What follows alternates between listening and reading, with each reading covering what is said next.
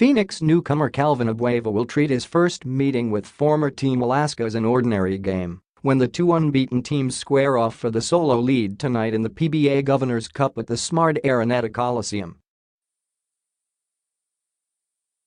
Abueva refused to embrace the revenge angle in the 7 p.m. match against an Aces squad that handed him an indefinite suspension during the Commissioner's Cup before being dealt to the Fuel Masters for Carl DeHisa and a 2019 first-round draft pick, stressing his focus is on helping keep his new team's winning ways.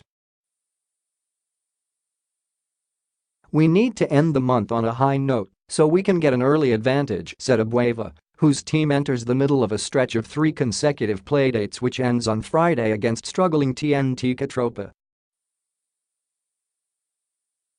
Though he didn't say it, Abueva may be eager to emerge victorious and give the Aces a taste of what they no longer have.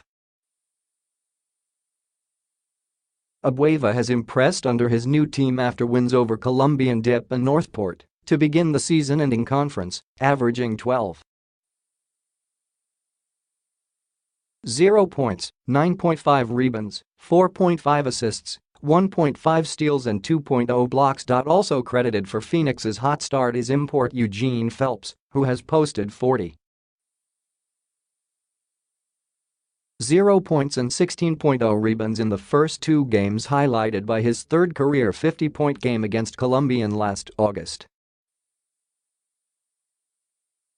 24. Fuel Masters coach Louis Alas, a former assistant to Alaska coach Alex Compton, has described the game as a stern test, especially with the Aces' knack for forcing turnovers behind their pressure defense.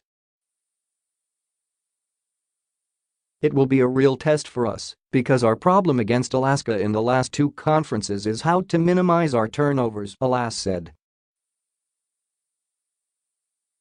"Alaska is the best when it comes to forcing turnovers, so if we can limit our mistakes, it will be a good game for us."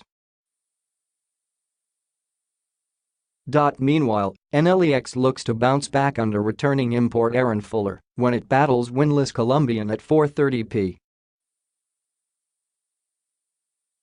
The Road Warriors are still smarting from a 102-72 defeat to the Magnolia Hotshots Pambansang Manok in the team's last game with import Oluwaseyalu, who has began the process of rehabbing his injured right knee.